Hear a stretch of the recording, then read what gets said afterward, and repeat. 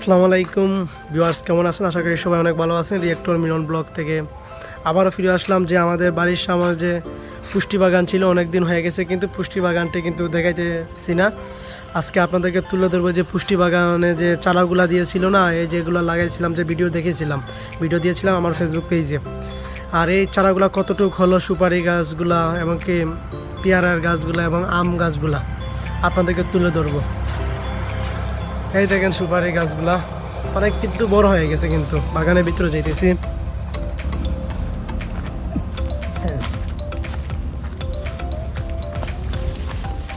আগে যে শাকসবজি বাগান ছিল, এখানে কিন্তু সুপারি গাছগুলা কিন্তু লাগাই দিছি।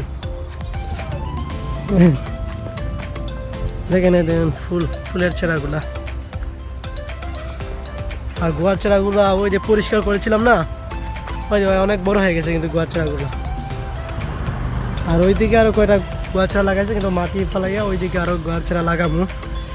আর এখানে পুষ্টি বাগানে যে শাকসবজি ফলন করবো ওই জায়গায়, এখানে একটু খোলা মাঠ আছে, মাঝখানে দুই সাইডে দিয়ে গোয়ার ছেঁড়া সুপারি ছেঁড়াগুলা। আর এখানে শাকসবজি ফলন করব, আপনাদেরকে অবশ্যই ভিডিও দেখাবো। আমার ফেসবুক পেজের সাথে থাকবেন, রিয়েক্টর মিলন ব্লগের সাথে থাকবেন।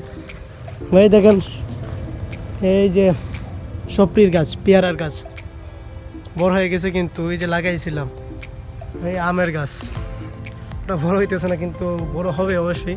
আমের গাছ তো তাড়াতাড়ি বড় হয় না, কিন্তু পেয়ারার গাছ কিন্তু কয়েকদিন পরে লাগাইলে কিন্তু বড় হয়ে যায়, এমনকি পেয়ারা ধরে যায়। আর ও মাত্তুর গাছটা, ওই দেখেন মাত্তুর পুকে দিয়ে লাগছে, এখানে বিষ তেল মারতে হইব। হ্যাঁ, ও এটা দেখছেন ফাঁস, গোবরের ফাঁস।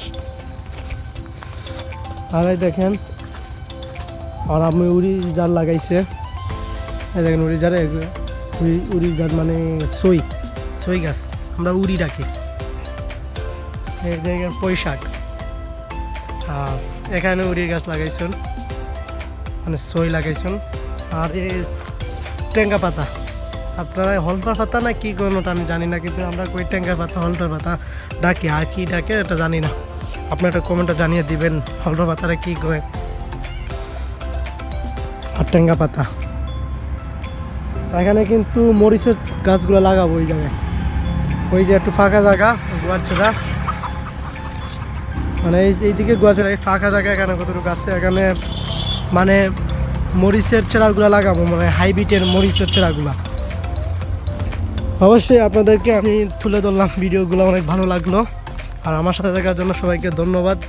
ভিডিওটি যদি ভালো লাগে অবশ্যই শেয়ার করে দিবেন, আর এমনকি আমার ফেসবুক পেজটিকে অবশ্যই ফলো করে রাখবেন। আর এরকম ভিডিও পেতে অবশ্যই রিয়েক্টর মিলন ব্লগের সাথে থাকবেন। ধন্যবাদ সবাইকে আমার সাথে থাকার জন্য। নেক্সট টাইমে ভিডিওর জন্য অপেক্ষা করেন। Good bye.